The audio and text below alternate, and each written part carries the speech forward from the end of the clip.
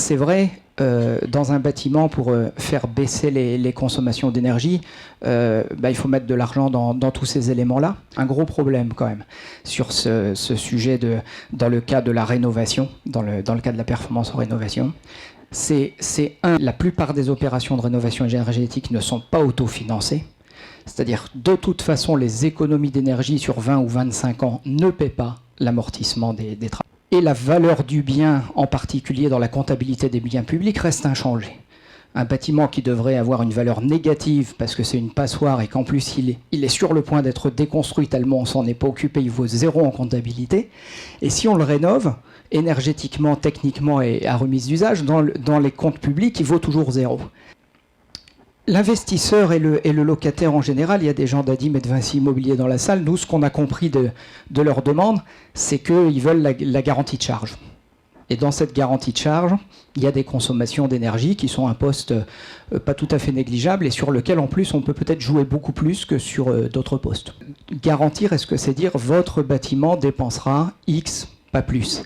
Non, ça ne marche pas parce que une valeur absolue, ça n'a pas de sens. Vous savez bien à la maison que si l'hiver est très clément, votre facture de chauffage, elle est très inférieure, elle peut être inférieure de 20%. Quel type de garantie on prend dans ce contexte-là contractuellement? Il y a fondamentalement deux types de garanties et en fait ils se sont déclinés en 1, 2A et 2B. La première, c'est la garantie de performance intrinsèque. C'est comme on a dit tout à l'heure, c'est une garantie dans des conditions d'usage très normalisées. C'est on a conçu le bâtiment comme il faut, on a contrôlé pendant les travaux que c'était bien fait, etc. Mais en réalité, la GPEI, la garantie de performance énergétique intrinsèque, telle qu'elle fonctionne dans le bâtiment, elle ne comprend aucune mesure. C'est pour contrecarrer ce problème-là, et parce qu'on a une volonté de faire du qualitatif, qu'on a travaillé sur la garantie de résultat énergétique.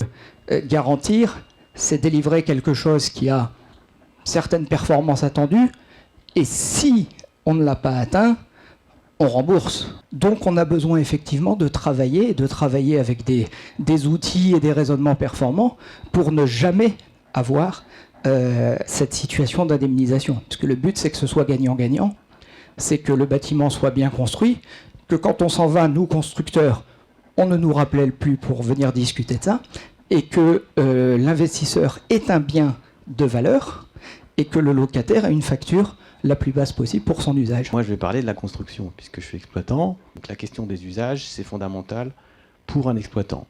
Une fois qu'on a les usages et le projet technique, on en déduit des scénarios d'exploitation et comment nous, derrière, on va gérer ce bâtiment pour atteindre une garantie, une performance en kilowattheure.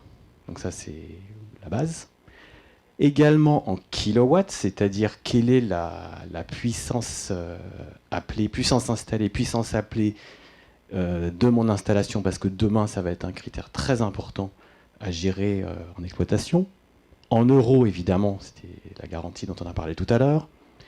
Et on a évoqué aussi le CO. Derrière ça, qu'est-ce qu'on fait? Un peu de provocation, c'est-à-dire que au cours du déroulé du projet, on va accompagner les constructeurs, Vinci Construction, Vinci Immobilier. En amont, prendre en compte les conditions d'usage, mais également donner un avis dessus, par le retour d'expérience qu'on a, parce qu'on en gère des bâtiments. Donc on peut vous dire que faire l'hypothèse que tout le monde éteint l'ordinateur pendant la pause déjeuner, non, ça ne marche pas. Sur la partie bâtie, c'est votre métier, on va juste regarder comment ça évolue, est-ce que derrière les garanties sont toujours au niveau. Sur les installations techniques, on peut commencer à conseiller. C'est encore votre projet, on conseille. Là, je m'avance un petit peu sur les systèmes. Les systèmes, c'est quoi? C'est tout ce qui va nous permettre derrière de piloter le bâtiment. C'est-à-dire que dans la voiture, c'est le tableau de bord, par exemple. Là, on a bien envie de dire ce qu'on a envie pour pouvoir piloter le bâtiment, c'est-à-dire d'être un peu plus présent sur le choix de la GTB, sur le système de comptage, sur le type de comptage, sur les capteurs qu'on relève et qu'on va utiliser en exploitation. Le scénario d'exploitation, En tout cas, dans un schéma où il y a une garantie de performance, on a bien envie de le définir, puisque c'est ce qu'on va faire en aval. Dans un projet où il n'y a pas de garantie, on hérite d'un scénario d'exploitation, et des fois on découvre des choses qui ne seront pas du tout ce qu'on fera en fait en réalité sur le terrain. Donc on aimerait bien pouvoir, là, effectivement, définir ce scénario d'exploitation. Et le gros du sujet, donc là c'est aussi pour Bruno, hein. Bah, il faut évaluer cette garantie, donc cette performance, à toutes les phases. Donc en phase très amont, on n'a pas encore complètement bouclé le projet, et puis au fur et à mesure que le projet s'affine, de tenir cette garantie, de rester dans le tunnel de la garantie. Donc voilà notre vision du projet côté Facility Management, quand on est associé au projet, quand on accompagne les constructeurs, les promoteurs, dans la réalisation de leur projet. C'est un peu la façon dont on travaille ensemble. Je dirais avec deux cas un peu pour résumer. Le cas où on est chacun de son côté au début, mais on se retrouve à un moment donné. Donc là, c'est comment on va faire pour que les constructeurs transmettent à l'exploitant le maximum d'informations issues de la conception et de la construction pour que nous, derrière, on puisse très rapidement mettre en place une garantie de performance énergétique en exploitation. Merci.